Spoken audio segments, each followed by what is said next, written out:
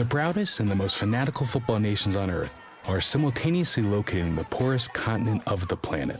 And here in Africa, not only reigns remorseless poverty, hungry families, and lack of resources, but there is also lots of love for the game and the big dream to succeed on the big stage in the sport of football.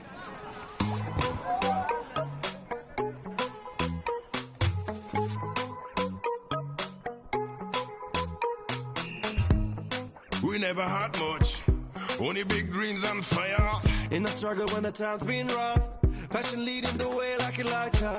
Blessed with the heart of a lion, the question me feel but we try on. We believe no illusion, Push it through with the love and emotion, yeah. In the streets we've been playing with the tin can, satisfied with some rice and chicken. Now we running big things anyway, going to a brighter day, yeah. I believe one life, one dream. No matter what, keep it up for the team. No doubt in my mind. When I fall, I get up every time. Lebt dein Traum. Deine Zeit, dein Moment ist genau so. Lebt dein Traum. Vertrau auf dein Herz und dann nicht auf die anderen. No. Lebt dein Traum. Oh, just believe in yourself right now. Lebt dein Traum. Hold on, can you get the keys so low?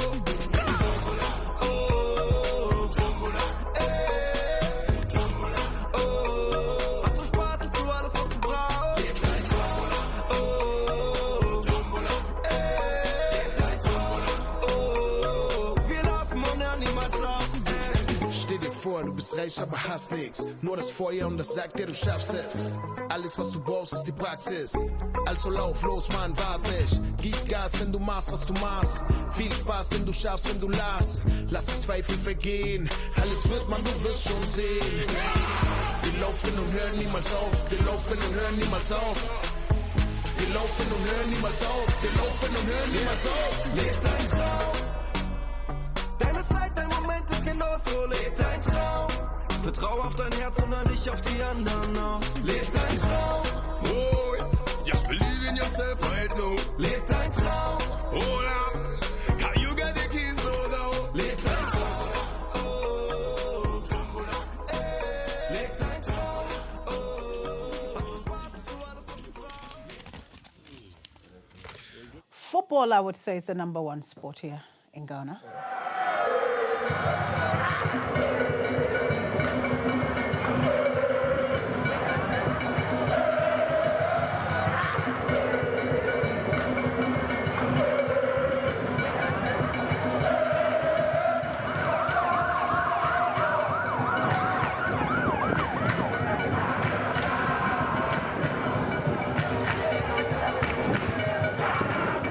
Every day there are more media providers. Never before the audience has consumed more football through the media than today. Also, because of the splitting of matches throughout the week, the DFL, aka German Football League, was able to almost triple the revenue through TV money deals in the last 10 years to more than €1 billion. But many clubs are now demanding more money because of their ability to compete with the English Premier League. Its club gets €6.9 billion through the recent TV contracts. Football is now in the same league as Hollywood stars. Just this summer, Dembele, who is 20 years old, was paid more than €100 million to transfer from Dortmund to Barcelona. A star like Lewandowski receives a salary of €2 million in Munich. Despite what the commercials make it look like, soccer there has long ceased to be a game for the little people. It is a multi-billion-euro business for about 12 years with on-growing sales.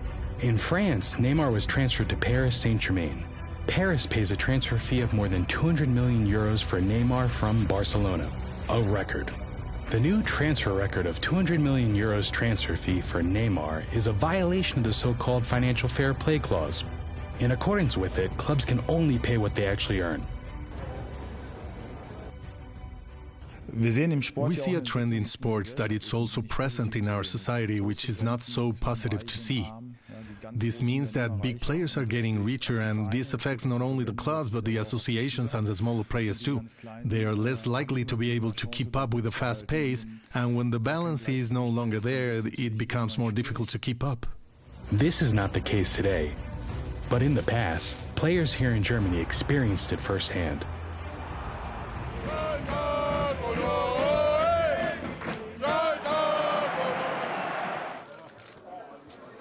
I played in Germany myself, and I didn't understand any of it. I couldn't read it as well. I signed a contract, and it was all in German. How was I supposed to know, to understand it? I signed a contract for 5 years, thinking it was only going to be for 2 years.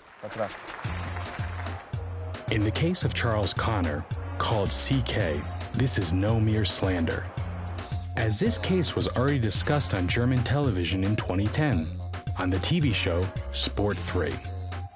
I had a 2-year contract with a 2-year option, and after that, 1-year option. This means that I have to play for 5 years. In the beginning, you really want to come here and play, but when you learn how business works, you realize this is no good. I've been cheated or something. This is not a unique case. Among the self-proclaimed advisors and scouts, there are thousands of them who are willing to do anything to participate in the million-dollar business of professional soccer. The prosperous player salaries, astronomical transfer fees, and provisions for agents from all over the world are attracting new entrepreneurs to the professional soccer industry every day. You dream of becoming a professional soccer player. You want to go everywhere. At that moment, we would often watch the Bundesliga soccer in Ghana. The big dream of becoming rich and famous on your own 2 feet and escape the bitter poverty is stronger today than it has ever been. This is dreamt by the smallest of them all, like our little friend, Yarti Gigi.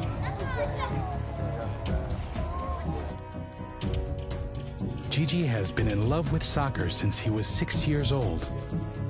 But he is 1 in a million in Africa, what we call a talent. That would be transferred to one of the state-of-the-art soccer schools in Germany without hesitation. If possible, the parents would scream about the talent he is, and their little town would be very proud of Gigi, telling stories of their talent and promising future. But here in Africa, Gigi is all alone. With his mother and brothers, Gigi is alone with his dream of making it big on the world stage of football.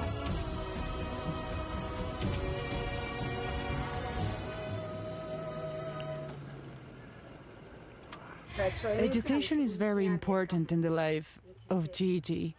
I've always encouraged him to study very hard, as much as soccer. In case things do not turn out to be possible, or if he does not reach his goal of playing professionally, he has to have an education. The coach is always trying very hard to look after Gigi. Even though he has no financial assistance, I sometimes have to look out for both my son and the coach financially. It's very difficult to take care of both of them, but it is a burden I have to carry. If I want my son to have a better life, a sacrifice for his future, and ours as well. The coach will help in many ways, but yes, I have to help out as much as I can.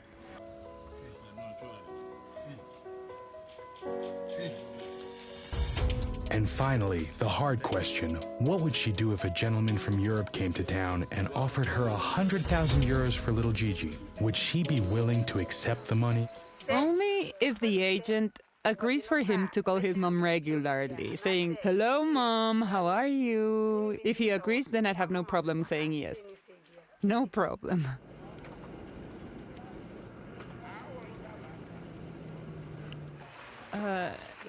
If the agent offered me 100,000 euros, I would have to split it in 3 ways. Because the coach has endured financial hardship helping Gigi with soccer and other things. I would divide the money in 3 parts. 1 for Gigi, 1 for the coach, and 1 for myself. Yes, I believe that is the correct way to divide the money. But before the big money, big stadiums and clubs become interested in little Gigi, there are several other opportunities he needs to experience, such as the opportunity to eat, to sleep, and to play.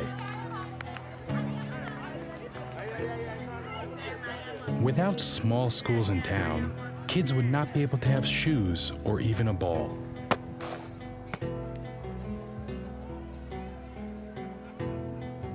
But the club system in almost all African countries, as well as the youth player development system, is not at all comparable to the systems in Europe. The soccer schools in Africa look like youth or recreational centers. There is no government support for coaches, managers, and directors, and there is no support from FIFA or European clubs.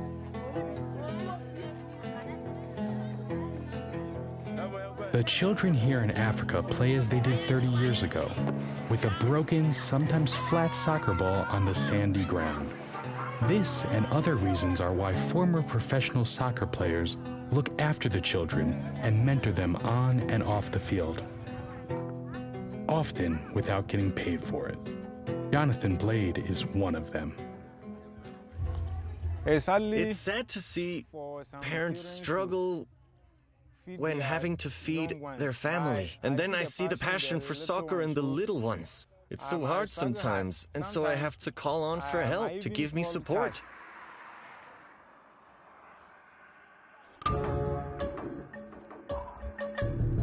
The parents of such children have no money and live simple farming lives, struggling day to day to survive. The occupation of this town is farming. There are no other jobs here.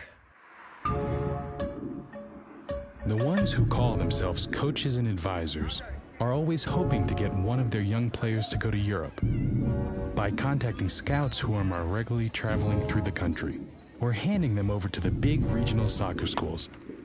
But they don't pay as much in commission. The commissions are very low. Very low.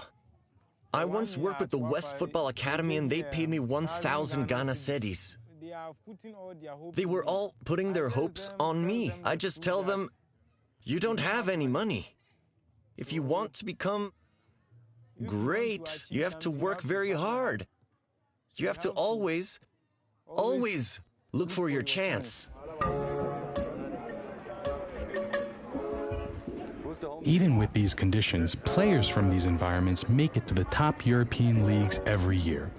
Mohamed Gigi of FC Dreams, with his small soccer school and soccer club included, has much to be proud of. Ever since we formed this club as Dreams FC, we've been able to produce players in the name of Baba Rahman, who plays in Chelsea. We have Emmanuel Ajesoa, who is playing for Anderlecht. We have Benjamin Tete, who is playing in Liège, Belgium. We have Basit Khalid, who is playing in Pristina in Kosovo. We have Johnson Ousu Opon, who is playing in Braga. Here in Africa, we talk about producing players for the world market. There are different business models on how to train players and how to get them there, and therefore how to produce them.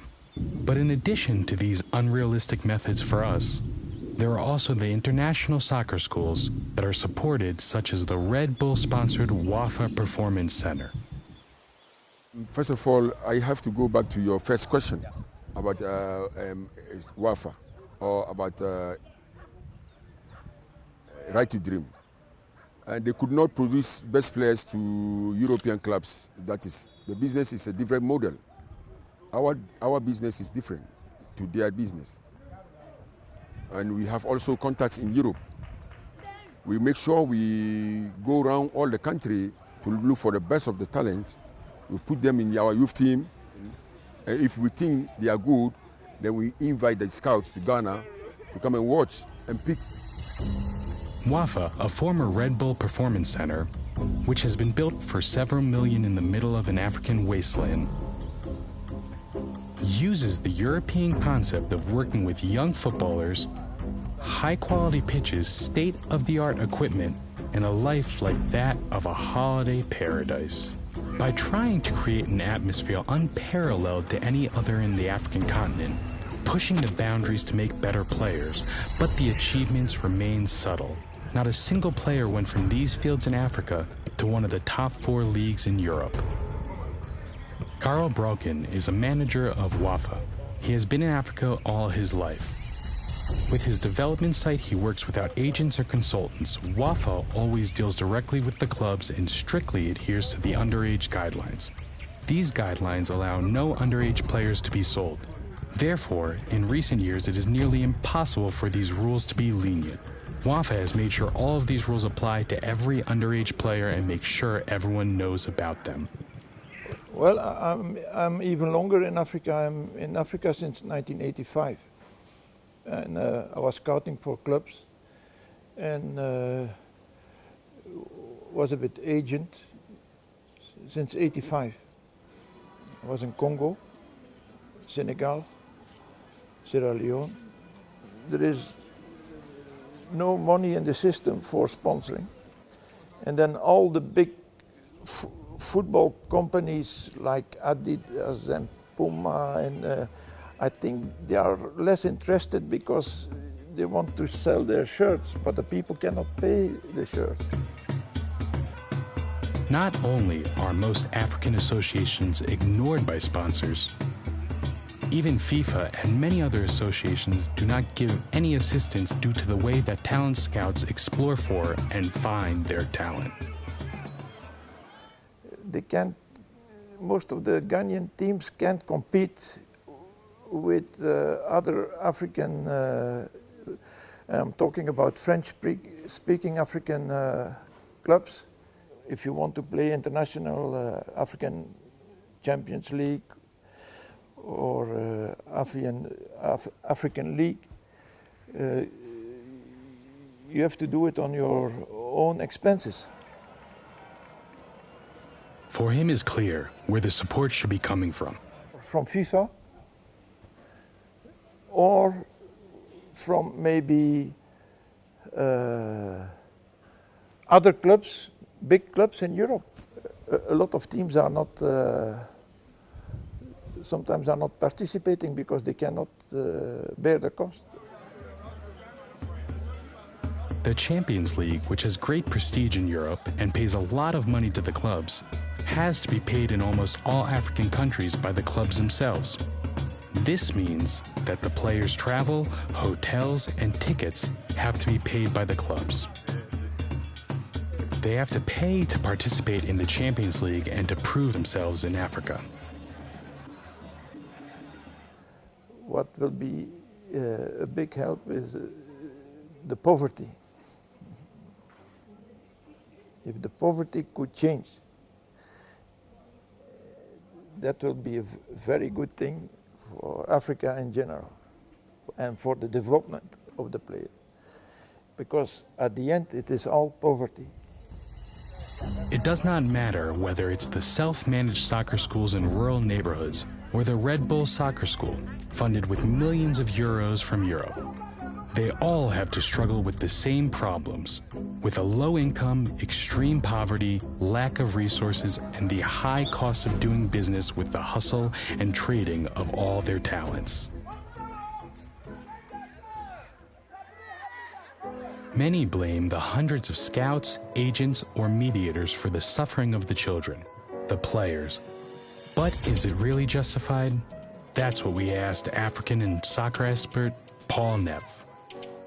Searching for football talent in Africa is very interesting because of several factors, you know. On one hand, because you come across players with a lot of talent, whom you would be negotiating about with big consultant agencies here. On the other hand, because it's more fun to scout there, it's more fun to watch a tournament at a field in terrible conditions than watching the little things that happen at the Junior Bundesliga. The big news that the media is already reporting have been already covered by the business behind the scenes of the soccer world. You start to understand that down there in Africa, you really have to focus on the talent of the player and cut out all the other distractions that the player is exposed to, you know. That's very important. Africa offers so much potential, which is used only by French and Belgian clubs. But I think that Germany is behind when it comes to the area. I think that it is time to move forward. In the next 10 years, Africa is going to change, just like South America changed 30 years ago. Italy as well, and the reason is because they have a few loopholes where they can move players to their country at a younger age. These are normally the first countries to do so. To carry such a big responsibility on your shoulders, scouting young adults and adolescents, a special training is surely needed. The people are barely understanding it's not normal that people who have nothing to do with the soccer game have all the power. Obviously, there are people who only want to make money, but sometimes the output's still good, because without the ones who really make money, not many soccer players would get here. Honestly, I think that it is the players that make a coach's career and not the opposite. Managers tend to make the players believe that they have the power to make them play in the greatest clubs and have amazing careers, but I don't believe that it's the way things work. What characteristics are needed to become an agent to the new up-and-coming soccer talents? I think that more than just having expert knowledge so he can give players useful tips and help them advance athletically, he also needs to be reliable, be there and really believe in the player.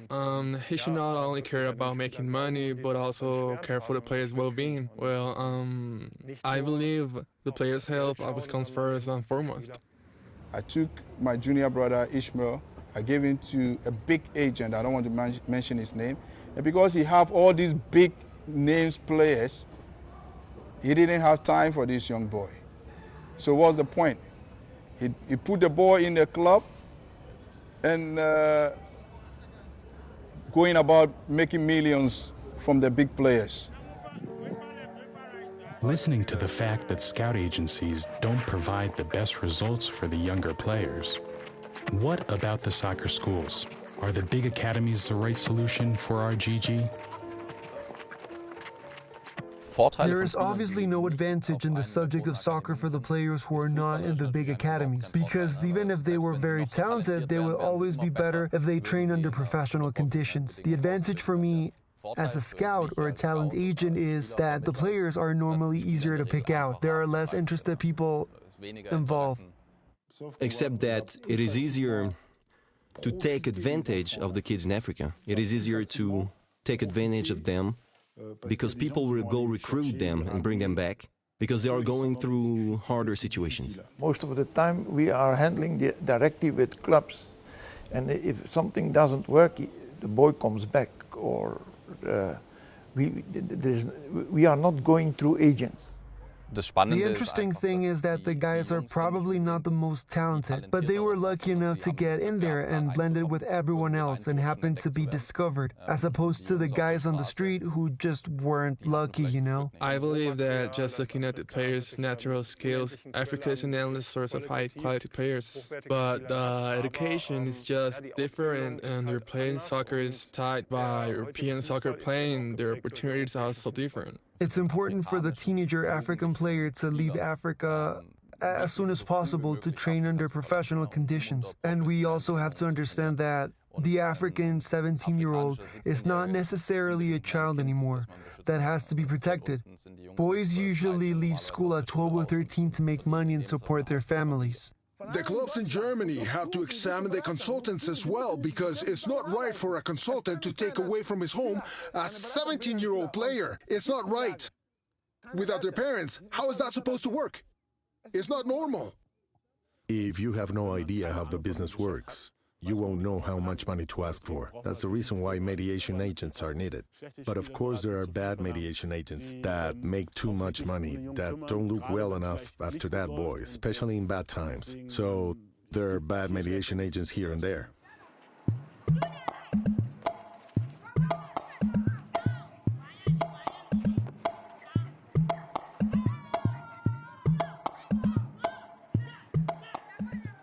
I think it would be good if there was an age limit. It's very important.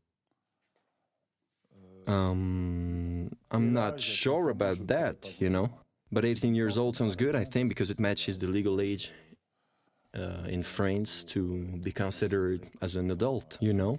I think that the transfer age of 18 is not a good one in Africa because the reality is actually very different. It is a disadvantage for single players that may have the potential to switch to another club because they're not allowed to do it. The protection of the underage is not adequate. A 16-year-old young African football player is not a child in Africa anymore. That is definitely not the way we see it in Europe.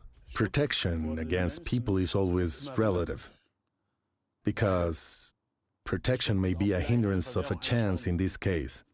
And the player that transfers early can help feed his whole family for years. It is always a question of how we see things. From another point of view, maybe they deserve that chance. So we have to be very careful when talking about protection, you know? Again, these are actual kids we're talking about here. A universal age limit for the whole world is completely disconnected from reality.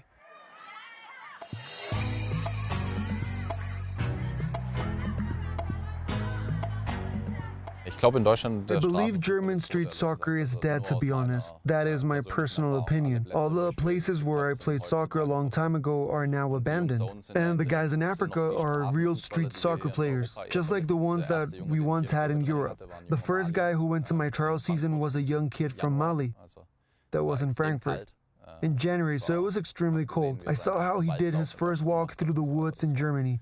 It was very fascinating because the player naturally wanted to do well, and we had a lot of difficulty trying to figure out if he was just in fact too cold or if he was lacking something, because he didn't want to show off. He looked good all the time.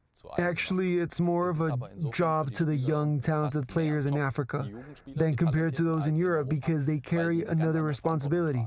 They feel not only hope, but they also feel responsible for the investment of their family and extended families. At the age of 14 and 15, they notice that very much, and that for them makes them want to become a professional. That's the reason why the younger players often play with lesser enthusiasm. At least it seems that way because they have another kind of pressure.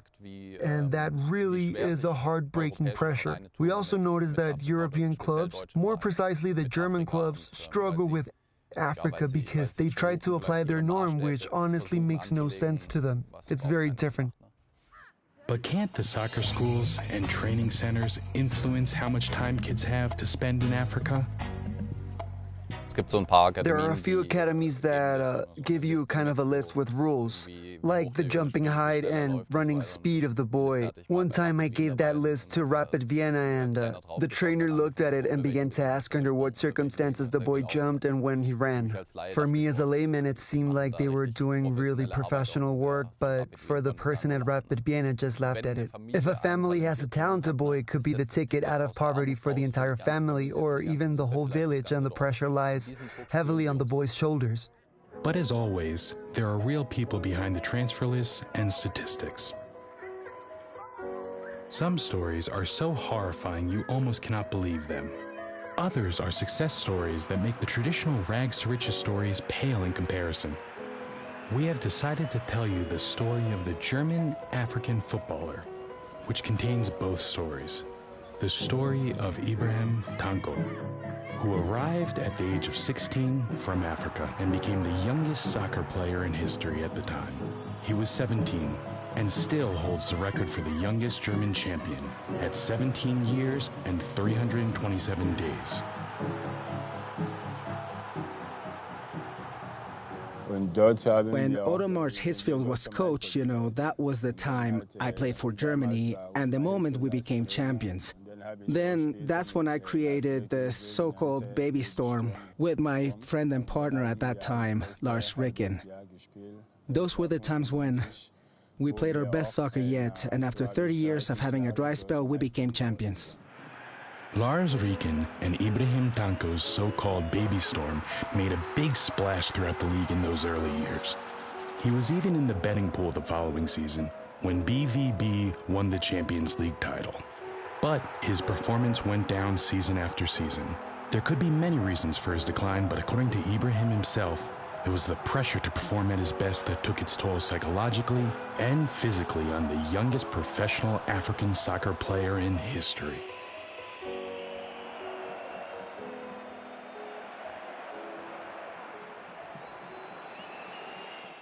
At that moment, I didn't really feel the pressure, to be honest. At that moment, we just played soccer.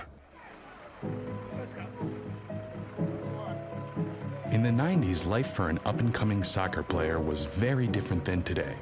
In those days, there was no internet, Skype, or Facebook. You could not contact your family being so far away. Even now, there are children that play abroad, thousands of kilometers away from their families, still having to deliver their best performances under different climates, different cultures, and without their friends and family. A very different upbringing.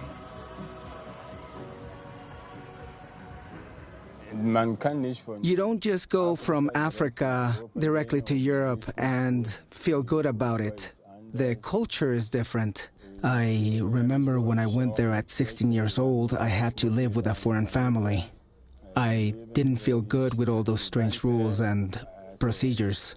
The structure is different. Later on, I started to get used to the different culture, and it was much better, and I truly learned a lot from that new family, and I really liked it, to be honest. I actually think that during that time, there was a period where enemies really questioned several times if they should take the risk to give a young African player the chance to play. But I honestly think that nowadays, it's also a question of how clubs treat this subject. It's all about giving the African players someone on their side in the new culture of doing things, and to help them go through administration, institutions, and to advance in terms of integration. I think it's a way to support them and make it easier for them.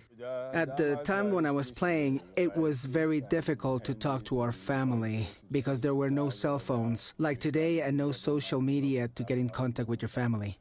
If you wanted to use the phone, we had to make an appointment. Then we would go to the office, then sit there and, talk to friends and family. It was not as easy as today when everyone can talk on the phone with anyone they want, exactly. Our parents didn't have a telephone back then either. If they wanted to talk to me, they had to go somewhere where somebody had a telephone, and then we would make an appointment. In Germany, we also had to make an appointment to be able to go to the office and talk to our parents, It's not as easy as today where you can talk to your parents every day. The unfortunate ending of this story at BVV was the player's expulsion due to a scandal involving marijuana dopage testing. It happened almost like with children without responsible parents, or parents at all, who end up on the wrong path. Only here, we are dealing with a 19-year-old professional soccer player who should have known what he's doing, but nevertheless ended up going on the wrong path. It's also important to understand that for a kid to be successful in football, the presence and relationship with the family is a priority. Meaning that the more a child will play soccer close to his family, the higher the chances are he will become a professional. Of course, if you're there as a soccer player, guys approach you because they know you've turned pro. But you gotta know that in reality, they don't want to help you at all. They just want your money and to party all day with you. And I truly thank God that that wasn't the kind of person I wanted to be, But when I made that mistake, I didn't deny it. I didn't fight it. I didn't argue with anyone. I just straight out said, yes, I did. I didn't know it was wrong, that it was some kind of doping. I didn't, as you said, I didn't really understand it. Why should I use drugs to play soccer? I didn't know smoking marijuana, it would hinder on the performance back then. I knew absolutely nothing about it. It was a mistake. I said it back then, and today it's not important, and in the end, none of this matters to me anymore. It's in the past. His lifelong best friend and U17 coach of the Ghana national team stands behind Ibrahim. I know him from when he was a young boy. He never went into those things. I'm sure, like you said, no parental control, no family. So maybe he fell into some bad company and then that thing happened. But I'm sure it's the thing of the past. Nowadays, Ibrahim Tanko is an assistant coach of the Ghana national team and prepares young players for life in sports and abroad. so that they don't have to repeat his mistakes. But the most beautiful thing is that he has found peace with his past. Today, he is proud of his career and of his two homes, Ghana and Germany. Of course, Germany is my second home. My family and I have become German citizens. We even travel with a German passport. I like being in Ghana and Germany very much, and I often travel there.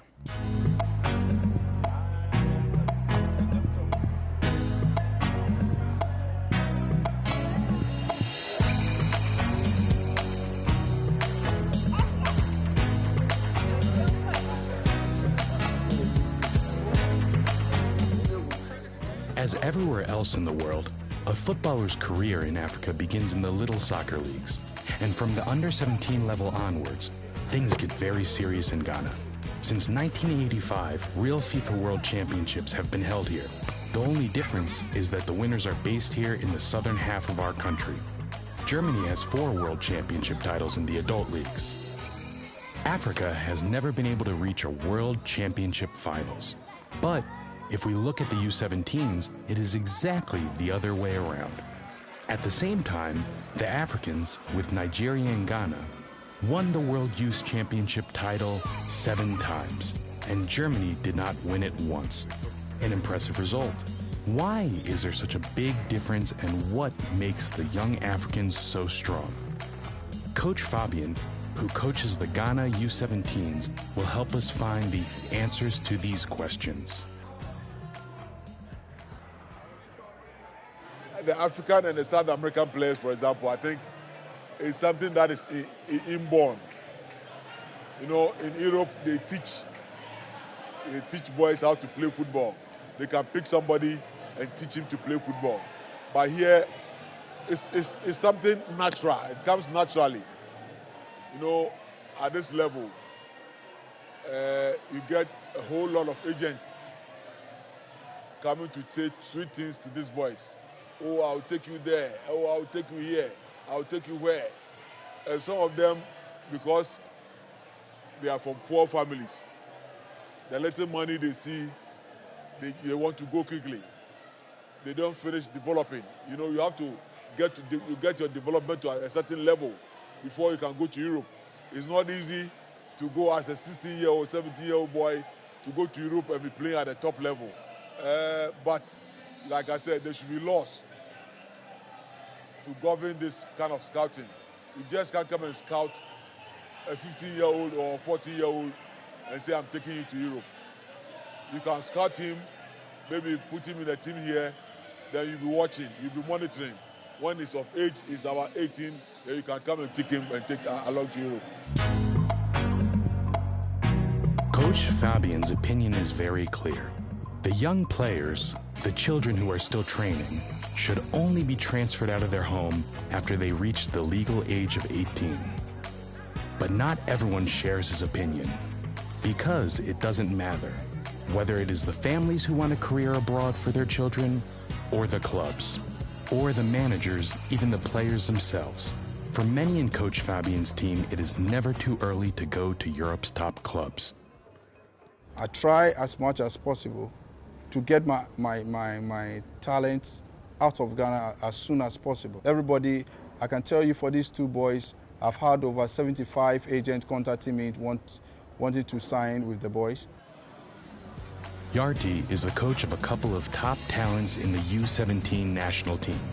His players have not only scored important goals in tournaments, but have also won trophies such as Man of the Match and Man of the Tournament at the Africa Cup.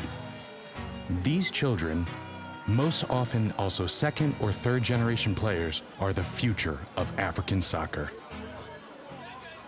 From my father's side, I have 2 brothers right now. They are all soccer players. One is playing in Dubai, and one is playing in America. So I'm the 3rd one. I'm coming up. To play in the highest level, like playing a team like Real Madrid, Barcelona, Manchester United as well. Okay, do you know something? I eat football, I drink football, I do football. So nothing else, yeah. Africa have a lot of raw talent, very good talent. And that is why we are actually winning a lot of youth championships. But when it comes to the World Cup, the senior national team, we are not winning because we lack much facilities as compared to that of the developed countries like Germany, France, England, US. Took the third place, Ghana was fourth. Now, the guy that won the first top award as in the best player of that tournament, Christopher Macaulay from Nigeria. And then the second best player was Ransford Osei of Ghana. And then the third was Toni Kroos of Germany. But now, Tony is playing Real Madrid. He won the Champions League. He won the World Cup before. But Ransford Osei is still in Ghana here struggling to even get a team to play. I'm sorry to say this, but that's the fact. It is because Toni Kroos, after U17, was graduated into the U20 of the German national team, and he had better facility at Bayern Munich. Wouldn't it then be better for them if they could go to Hoffenheim, Freiburg, Dortmund, or Munich as soon as possible? And why is the coach so strictly against it? That's why I'm saying that if we can have a policy where we can keep them here till about 18, 19 when they are old enough to sign a professional contract, it will be better for all of us. Let's go outside to go and play because they are paid well in their country. So if we can get these companies in Ghana to also adopt these clubs and pay them well, we can keep most of the boys here, develop them well before they go to Europe. You know, some of these agents, I know some boys, some very good players who were taken to Europe by some agents. And when they got to the airport, the guy went and they didn't see the guy again. They had to sleep in the airport and they were brought back. Somebody like this, all his dreams have been shattered. He cannot play football again because he thought he's going to Europe. Somebody takes his money, leaves him at the airport and then runs away. I mean, so like I'm saying, if we are able to find a way to keep them here for some time, when they are old enough to take decisions, I think it will be better.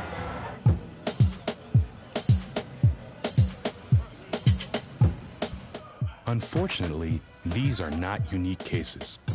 There are teenagers who are adopted by strangers from Europe, swindled out of their parents' money, and worse, sent to Europe illegally to be sold to local clubs. Unfortunately, these schemes overshadow the success stories, which of course exist. Because lifting a teenager out of poverty and giving him the opportunity to make a career at a top club with €1 million salary included is the big dream of any coach and of any player living within the poverty of the African nations. This dream came true many times, as in the case of Christian Atsu. Today, he earns his money at Newcastle United. He comes exactly from this poverty, and it originated in a transfer long before he was 18 years old. I'm the manager of Christian Atsu. He played my club, Cheetah FC. And Atsu, when we got Atsu, before he turned 18, we shipped him out to Portugal, FC Porto, to be precise. And then he started developing from there. Like, it's all boiled down to coming out with some good policies, some good laws that will protect these boys from this, some of the agents. Some of the agents are very bad. They are only interested in the money they will get. I'm not sure it's only African players who are exploited. Asian players are exploited, South American players are exploited. It should be a universal law to take care of these things. We know how to play the game, but we don't have the facilities like you have. If the day we get the facilities that you have in Europe, we'll beat you in the World Cup. But somehow, Africa won a world title. World Cup winner France has a majority of African players. Players of the first, second, and third generations. We need to be very careful with this idea that people are thinking differently in Africa and in Europe. Generally speaking, the parents of some of these soccer players were born in Africa. And for that reason, it's perfectly understandable to think, well, that these players represent both nations together. There are players from, I think, from Guinea. And I feel it's normal that other people from Guinea are very happy that France has won the World Cup, because they are being represented, but I don't think they feel like Guinea actually won the World Cup. As a player for the French national team, whenever I would go back to Guadeloupe, everyone was happy, and that's normal. Most players of the French national team come from a very poor background. A very poor background, meaning that they are usually children coming from a wave of seasonal migration. And today, it's true that people notice the fact that there are many children with African background, because there are many black players, and that's because over the last few years, most migrants come from sub-Saharan African countries. It's as simple as that.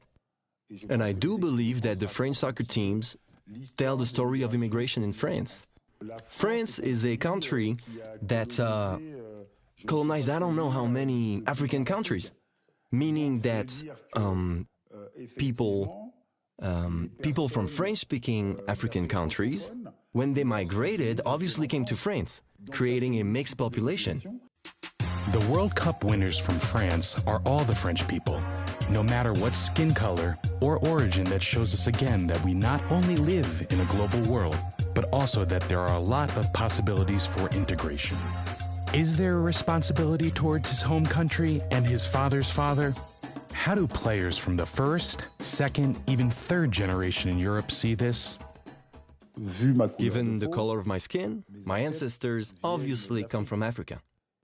And they arrived to Guadeloupe as slaves, so there has been a rupture in history.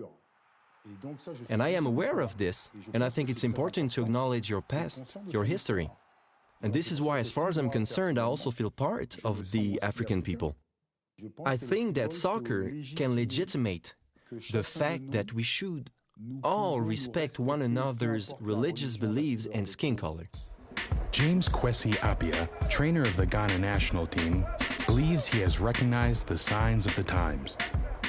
When we had the opportunity to speak with him, he showed us that African soccer can only be improved by the players themselves and their willingness to perform. New coach has brought something totally different. Now, he says if you're a local player and you play very well, you play in the Black Stars, and so if that's the ultimate, you still get an opportunity here.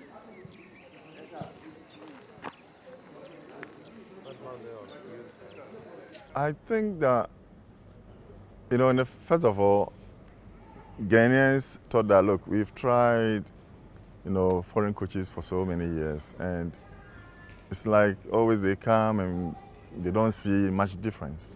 So it was time that, okay, Ghanaians said, okay, let's give our own the chance and see what you can do. So fortunately, I was able to qualify to the team to the Cup of Nations, and then I think we got to semi-finals, the Cup of Nations. And so we have 2 youth teams. And all the youth teams are staying in a house. We house them because that is the best way. You keep them in the house, you feed them, you clothe them, you teach them football. Actually, at the national team level, now, since I came, I think about 2-3 months ago, I've created a data where I can put all Ghanaians playing in Europe, America, or wherever. I'm trying to put them on my data so that I can monitor all of them weekly. So I believe in transition. We should have players now, and then the medium term, who are the players that you're looking at, and then on long term, who are the players you're looking at. So this is something that I've planned, and I want a situation where even if I'm not around, whoever comes will have the succession plan, for the future of the country. And of course, being a good coach, he has an answer to the question, why do African players have such great talent? And one thing, it's not only me, but Ghanaians believe that when it comes to talents, Ghanaians are born with it in terms of football. Someone who's a Ghanaian, normally, if he hasn't gone to any training, you just take a ball and you see some skill in him. As for transferring of young kids, Coach Appiah shares the same opinion as his U17 coach, Fabian. He wants to strengthen the National League and offer better conditions to all players here in Africa, instead of selling talent in their early years. For many players, the national team is a kind of precursor game to the big international soccer clubs. That's where young talents can present themselves and show what they can do, with the intention of increasing their market value and recommending themselves to Europe. One thing is for sure, every young player who plays soccer here has always been dreaming of going to Europe and playing soccer there. Go earlier than 18 to these clubs to develop as long as there is not, because it handicaps them. The top talents now can only go at 18 years old. That is a handicap for them. Of course, there is this problem of trade of children. That is number 2. But it punishes the big talents. It is a double-edged sword. On the one hand, children must be protected, and on the other hand, their talents must be maximized. Are stricter rules and prohibitions helpful? Are they a benefit for the children, or rather a disadvantage in the global competition? You can't prohibit something here. Otherwise, the parents come and say, hey, we don't have anything here. There's no infrastructure, nothing. What are the kids going to do? We are very poor. You can't ban my kid from going somewhere. Take the U17 who played recently.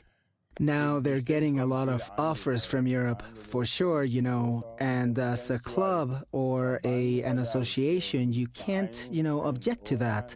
If you do, then you'll have a very big problem with angry parents. Once you consider the professional aspect of the organizations, I do believe indeed that France benefits from an organizational structure that will allow a young child to reach its highest potential through its strong professional environment. What would happen if the transferring of young players is forbidden? If violators were punished even harder? And if the clubs were strictly forbidden to transfer young players under contract? We've asked sport journalist Senyu Zorm that question. She has accompanied players around the world. You know what these agents do? They pass behind the clubs and go see the parents. And like I said to you, 99% of these footballers do not come from, strong homes or, financially strong homes. What about the kids? Will they lose the love for the game because of that? Yes, I think this gets lost along the way. Now it's all about money. A long time ago, you enjoyed playing soccer, even if there was no money. But nowadays, it's not like that anymore. And the reason why, because the players, the new young players, see the European clubs as a way to escape. They do their research, they find out who buys them and who sells them. That is why any player, if asked about what his dream is, they will immediately give you the same answer. The dream of making money in Europe and helping their entire family. The fun part of football is gone. And now everyone is about what can I gain from it.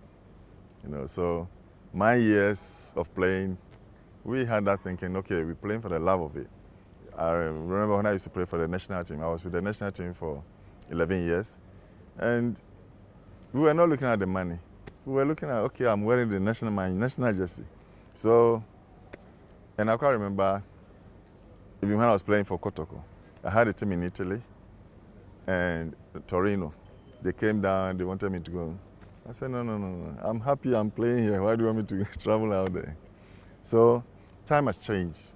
And we all need to move on and accept the fact. 400 players have a deal with Euro clubs. Many of them never left their homeland before, some of them not even their home village.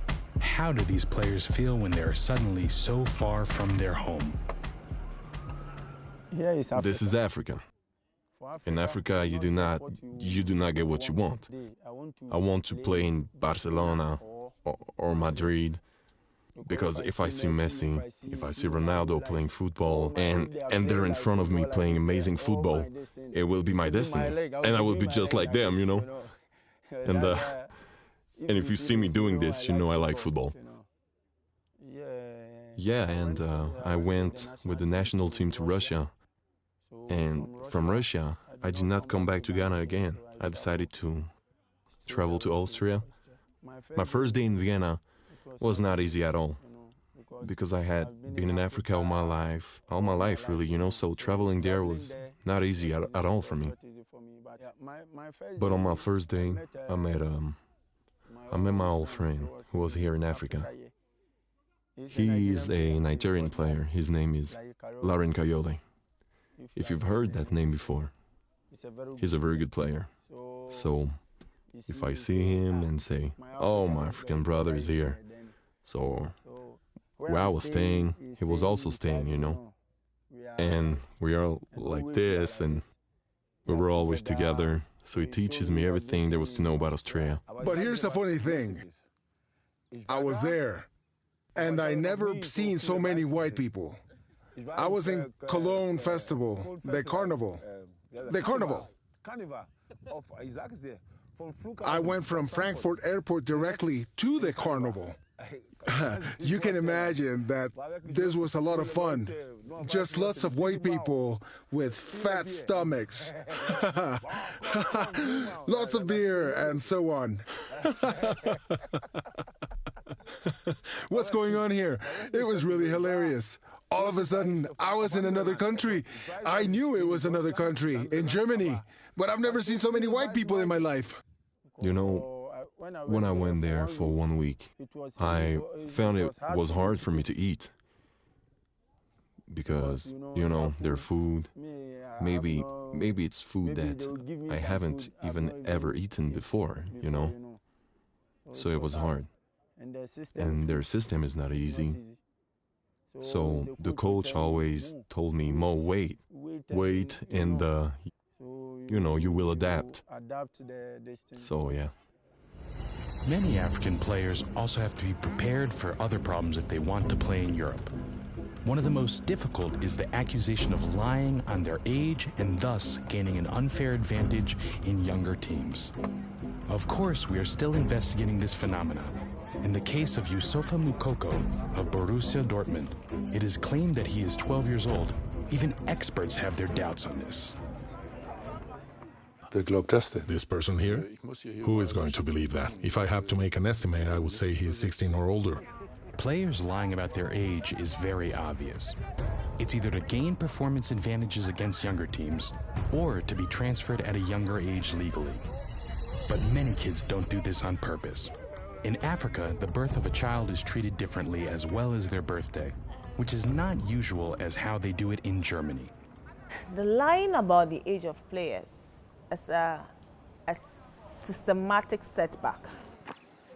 You have to pay for everything, even for a childbirth, and maybe they just don't have the money to do that. There are births at home as well. Therefore, you can't expect every childbirth to be reported, of course. It's not possible. The age of the African players whom I get to know there is rarely right.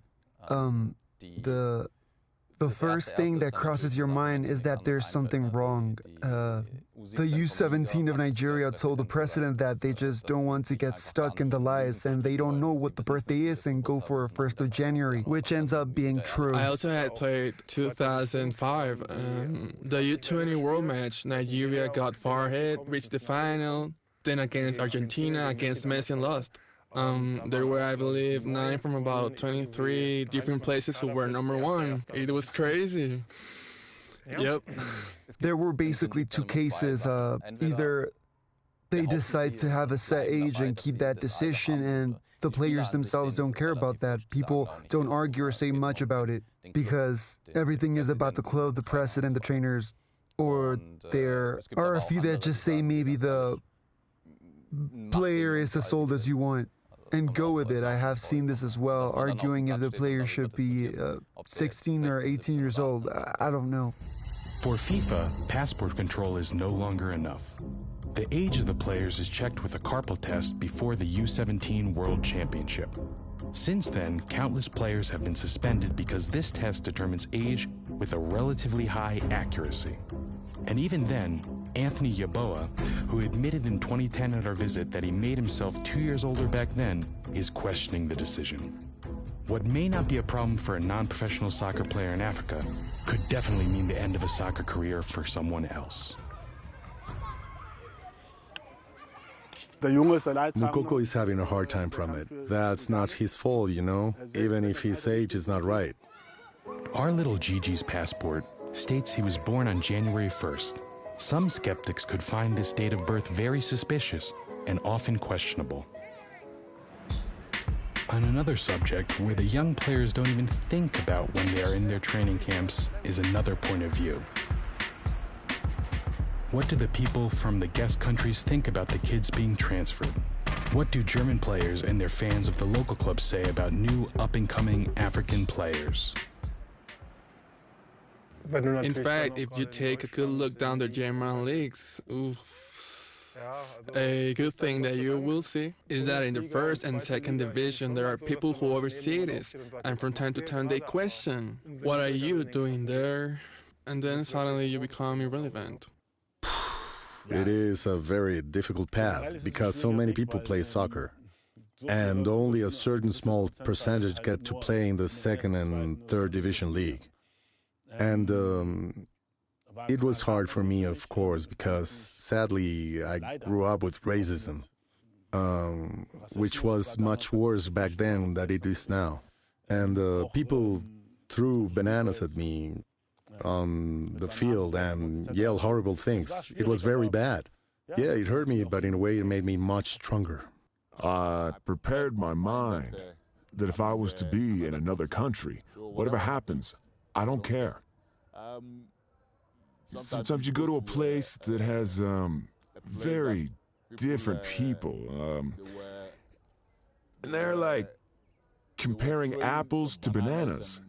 You know? I mean, it's just like that sometimes. Well, I sure think that it has its source in the fan culture, because actually inside the clubs, it is not an issue, you know? Wait a second. We need to change the word slave. I don't use that word, slave. Slave or slave trade, it means the same.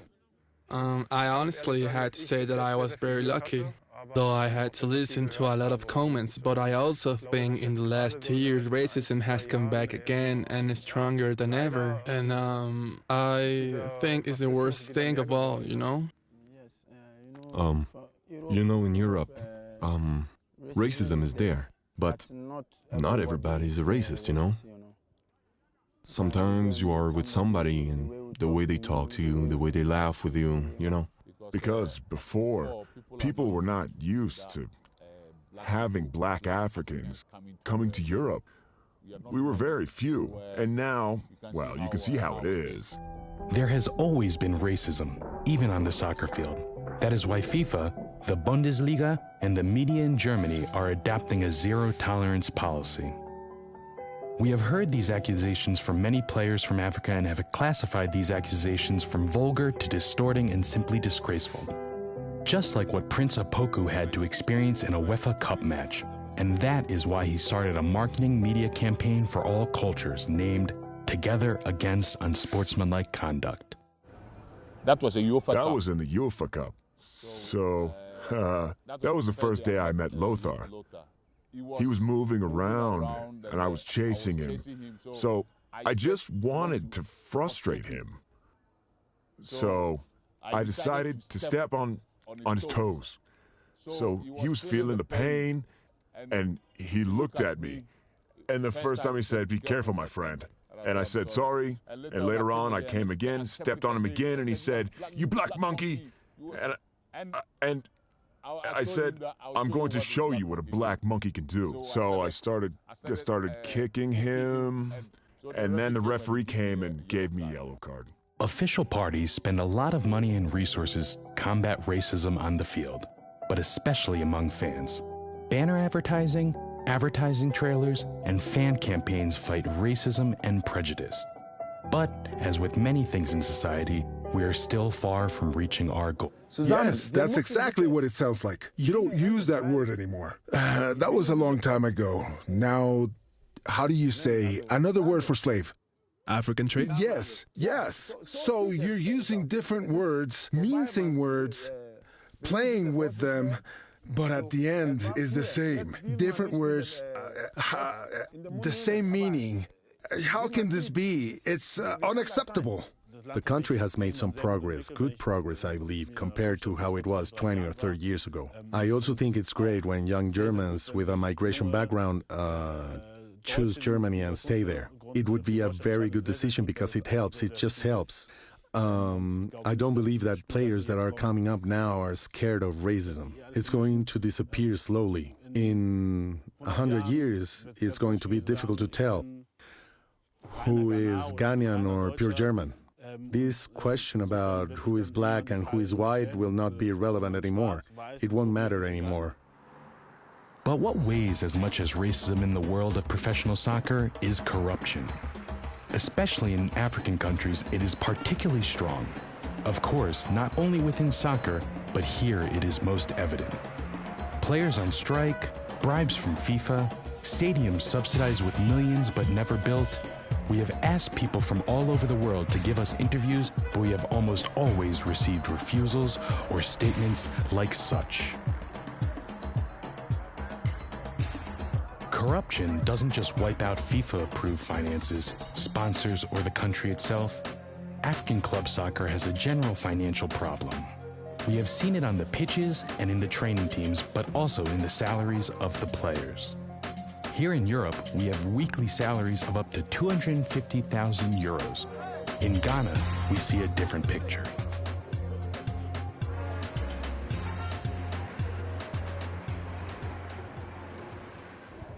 You can see that. How the clubs are suffering. They've been paying a player, let's say, for instance, 100 euros a month. Can you imagine a top player in Ghana making 100 euros? This can seem unbelievable for us, but how can this problem be dealt with? Oh, the world is not fair, is it? But what can we do in our little way is to make sure that there are rules. Since we're talking football, government should do their part because the countries also fall under the countries that have decided to join FIFA. I think FIFA being the world controlling body for football know what is better as compared to that of the government aspect in terms of football. Yeah, FIFA should come out with some laws so that if they get you, if you are like they did to Barcelona some years ago, you cannot sign a player for 2 years. Now I think Atletico Madrid, they can't sign a player for 2 years or 1 year, that kind of thing, so that it will curtail some of these things for us. As we can see, not even the people who suffer from corruption agree on how to handle it. Whether it is the state or FIFA, someone should determine the rules and enforce them. But one thing is clear, this is something the world can no longer tolerate. The players were on strike. We had to return a day later to Brazil because there was no money. The strikes, for example, of the 2014 Ghana national team show that problems have become very predominant. So much that they have reached even the national teams. This case has already been discussed in the media and looks like a last call for help. Even when the officially approved finances are not reaching the national team players, we want to know what happens to the money and where it ends up. Corruption is high, and this is one of the main reasons why the players end up without any of their rightfully earned money. Yeah, I think it's going to other individuals' pockets. And that is very, very sad. And that is the sad and bitter truth. The players know. If we don't fight and take our money, it's over. Yes, the money is flowing in the wrong direction. And we need to do something about it. Like I said, money is flowing in the wrong way. It's not where it's needed. That's our problem as well, not only in Ghana, but in Africa in general. The leaders at the top know why this is not flowing down to the grassroots to actually help develop the game. The players know that if they don't take the money when given, the officials are going to end up with it. So yes, the money is available. The players need to take their share. If I have the opportunity to serve on FIFA, probably what I would like to introduce is let the clubs deal with the clubs directly, or let the parent represent their children when it comes to deals. So it means that there is no middleman like an agent who will come and enslave players and then just put players there and make money for himself. These unfortunate circumstances can't be resolved by the soccer clubs or the FIFA alone. But there are a few projects in Europe that link together soccer with charity. Education is very important. If you can't speak or read German, then the contract should be made in English. So here's the first lesson. If you don't go to school, you won't learn how to read.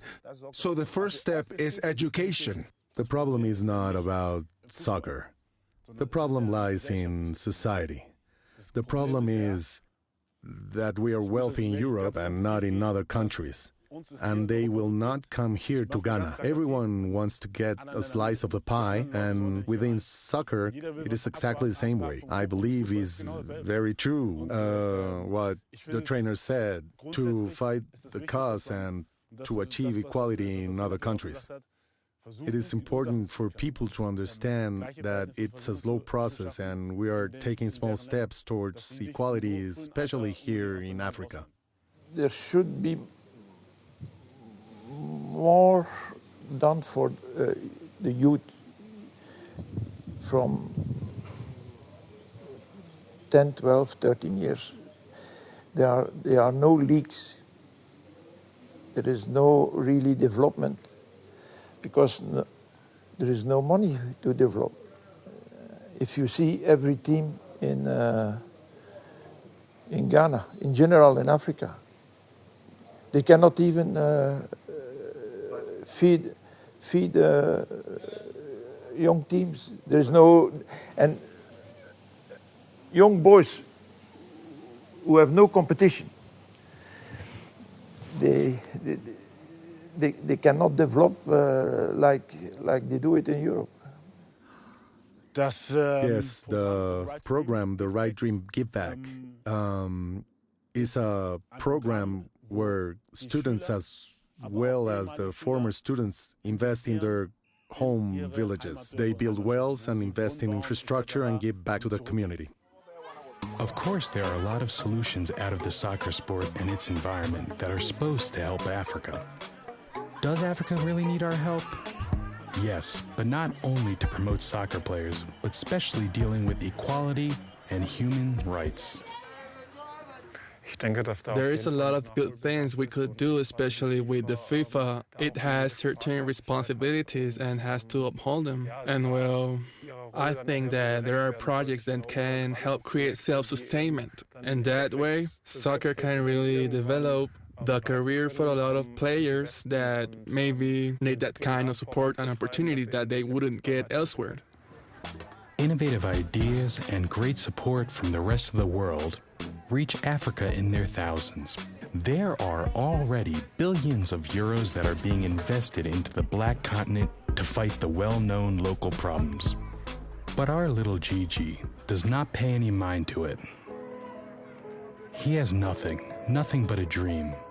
The dream to free his mother, his sisters, and himself from the extreme poverty he is surrounded by.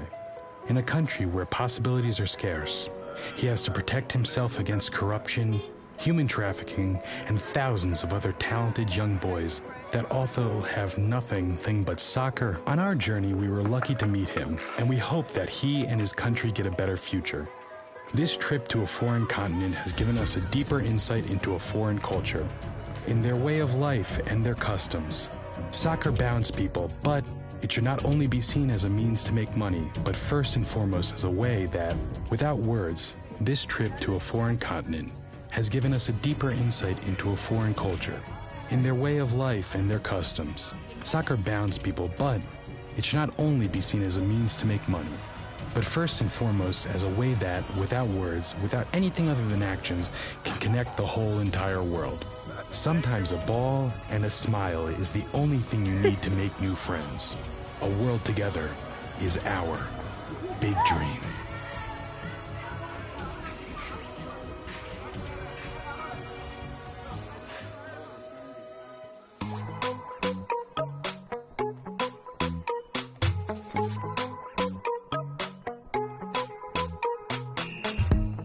We never had much, only big dreams and fire. In the struggle when the time's been rough, passion leading the way like a lighter. Blessed with the heart of a lion, the question we feel but we try on. We believe no illusion, push it through with the love and emotion. Yeah. In the street we've been playing with the tin can, satisfied with some rice and chicken. Now we running big things anyway, going to a brighter day. Yeah. I believe one life, one dream. No matter what, keep it up for the team. No doubt in my mind. When I fall, I get up every time. Late time slow. Deine Zeit, dein Moment ist genau so. Leb dein Traum. Vertrau auf dein Herz und dann nicht auf die anderen. No. Leb dein Traum. Oh, just believe in yourself right now. Leb dein Traum. Oh, yeah.